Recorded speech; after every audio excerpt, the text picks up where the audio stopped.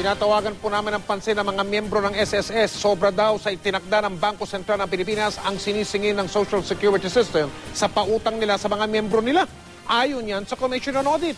Ang mungkahi ng COA, ibalik o i-refund ng SSS ang mga nabayaran na sa kanila na sobra, bagay naman na mahirap daw gawin ayon sa SSS. Nakatutok si Pia Arcangel.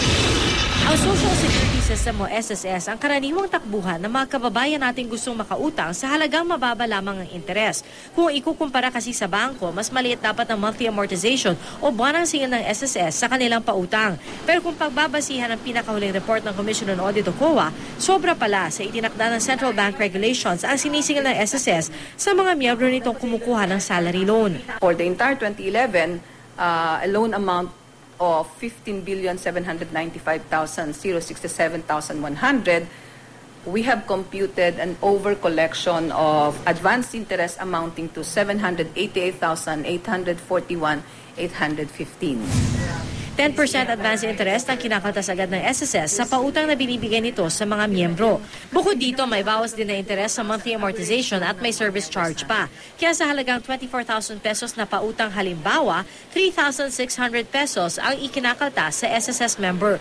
Sa komputasyon ng COA, dapat nasa 2,579.47 pesos lang ito.